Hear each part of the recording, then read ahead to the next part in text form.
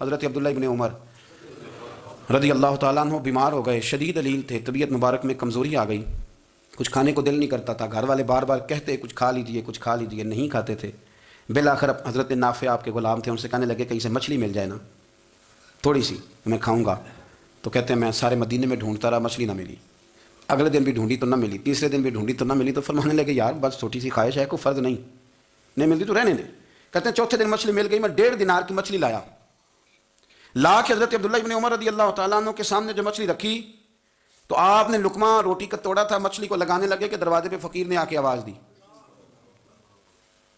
کچھ کھانے کو دو، تو حضرت عبداللہ ابن عمر نے روک لیا اور ہنسے۔ کئی دفعہ دے ہم بھی دیتے ہیں پر ہمارا چہرہ دیکھنے والا ہوتا ہے، اتنے ہم غصے میں ہوتے ہیں، دے دیتے ہیں لیکن جو تھلوٹیں ہوتی ہیں نا چہرے والی وہ گنی نہیں جاتی۔ ہنسے پر میں دیکھو میرا اللہ کتنا کریم ہے، وہ مجھے بچانا چاہتا ہے، اٹھا بار دیا جا کے۔ تو خادم اب حکم کا پابند تھا، وہ لیت اللہ تو کر نہیں سکتا تھا، وہ گیا اور جا کے دے آیا۔ فقیر جب سارے محلے سے آٹا اکٹھا کر لیتے ہیں تو پھر ایک جگہ جا کے بیچتے بھی ہیں۔ دے آیا، وہ 2 گلیاں آگے گزرا تو میں پیچھے دوڑا گیا، میں نے کہا سچ بتا کھانی ہے کہ بیچنی ہے؟ وہ کہنے لگا جو بھی سبب لگ جائے کر جاؤں گا، آپ نے دے جو دی ہے۔ تو کہتا ہے میں نے اسے کہا کہ یہ 1.5 دینار کی میں نے خریدی تھی، اگر تو 2 دینار کی مجھے بیچ دے تو آج کل مچھلی مدینے میں مل نہیں رہی تو میں اپنے آقا کو دے دوں گا، وہ یہی کھائیں گے، بیمار ہیں۔ تو کہنے لگا جی بسم اللہ، مجھے کیا اعتراض ہے، 2 دینار مل رہے ہیں، 1.5 کی مچھلی، اور 1.5 کی بھی کسی نے نہیں خریدنی تھی، اب تو پک گئی۔ فرماتے میں نے 2 دینار اس کو تھمائے، وہ مچھلی اس سے خریدی اور خرید کر کے میں لایا، لا کے حضرت عبداللہ ابن عمر کے سامنے دوبارہ رکھی تو فرمایا یہ کیسے آ گئی؟ میں نے کہا حضور 1.5 کی خریدی تھی اور پھر فقیر کو دے دی، اب اسی سے میں 2 دینار کی خرید کے لایا ہوں، آپ قبول فرمائیں۔ تو فرمانے لگے تم نے اچھا نہیں کیا، اب اس طرح کرو 2 دینار بھی اسے دے اور مچھلی بھی واپس دے آؤ۔ عرض کی حضور کیوں؟ فرمایا تم نے قرآن نہیں پڑھا؟ حضور پڑھا ہے۔ فرمایا رب فرماتا ہے لن تنالوا البر حتى تنفقوا مما تحبون، تم بھلائی کو اس وقت پہنچو گے جب اپنی پیاری چیز راہ خدا میں خرچ کرو گے۔ امام غزالی نے لکھا ہے، فرمانے لگے دے آ، تو وہ حضرت نافع کہتے ہیں میں دینے گیا، دے کے واپس آیا تو کچھ پریشان تھا کیونکہ مجھے بھی 4 دن ہو گئے تھے نا تلاش کرتے، تھوڑی طبیعت میں مایوسی تھی کہ اتنی محنت سے میں نے لایا اور آپ نے واپس کر دی۔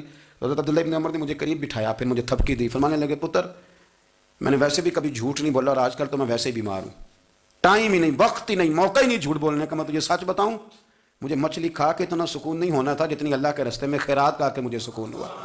تو تجھے تو میری راحت سے غرض ہے نا کہ مجھے راحت کیسے ہوتی ہے، تو مجھے سکون ملا ہے راہ خدا میں دے، میں نفسانی خواہش پوری کر لیتا تو یہ میرا نفس کل پھر مجھ سے مچھلی مانگتا، پرسوں کہتا نہیں چھوٹے گوشت کی یخنی بھی چاہیے۔ ہم لوگ الجھ گئے ہیں، بہت بڑے قیدی ہیں اپنے آپ کے، بڑے قیدی ہیں، سارا دن اپنی خواہشات کی تکمیل میں بھاگے رہتے ہیں، بڑے بڑے سونے نوجوان۔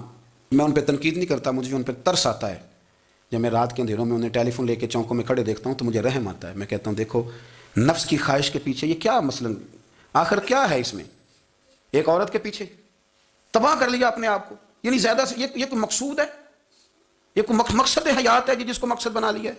میرے عزیز بات کو سمجھ لیں، اتنا خوبصورت آدمی ہے اور اتنا اس کا اونچا قد کاٹ ہے اور کیا کس کے پیچھے یہ بھاگا ہوا ہے، بڑا سمجھدار، دانشور، عقل مند آدمی، ذی روح بندہ، لیکن اس کا سٹیٹس آپ یہ ملاحظہ کریں کہ وہ 20-40 ہزار کی خاطر جھوٹ بولتا ہے، دھوکہ دیتا ہے، فریب اور فراڈ کرتا ہے۔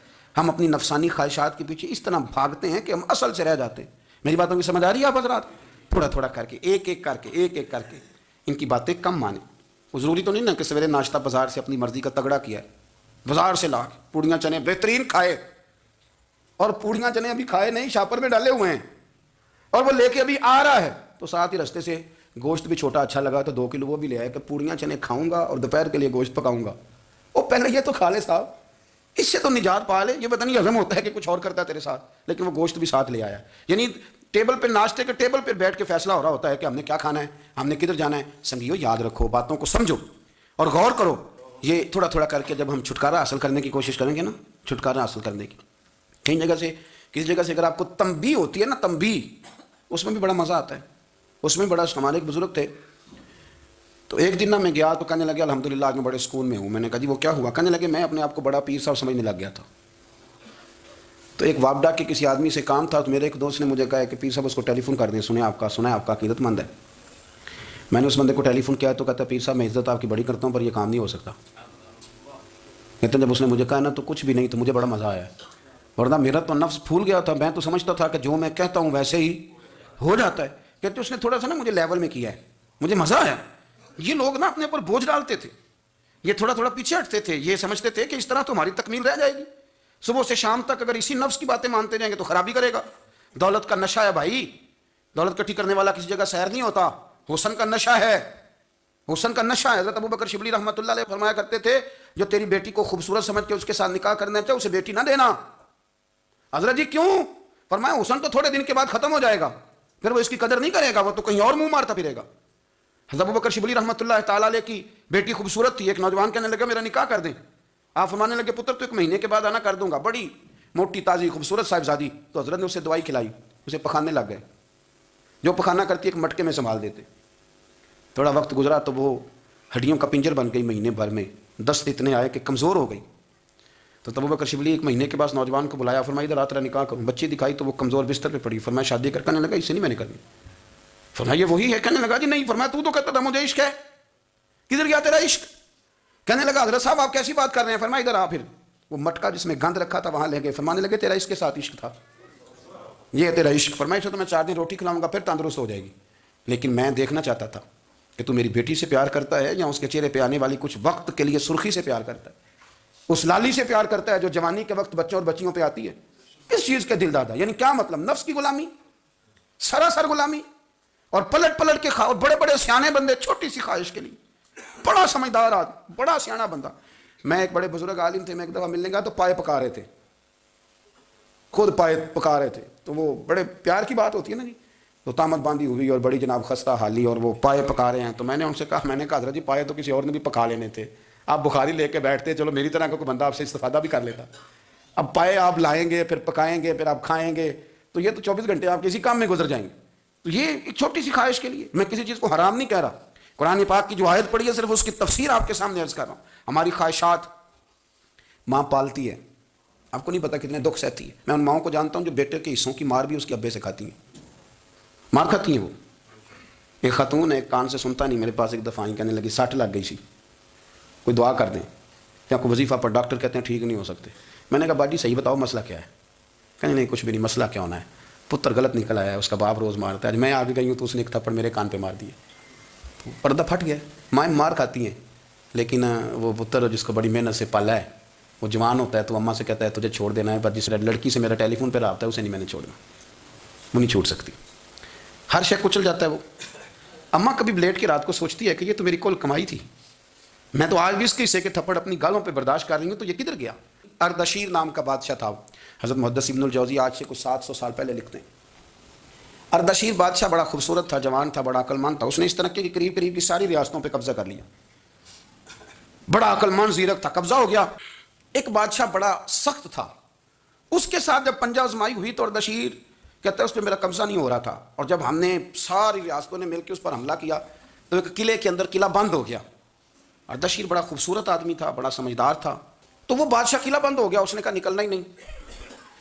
اب وہ اندر بند ہے، یک بارگی حملہ کیا تو وہ بڑا بڑا قلعہ تھا اس میں بند ہو گیا۔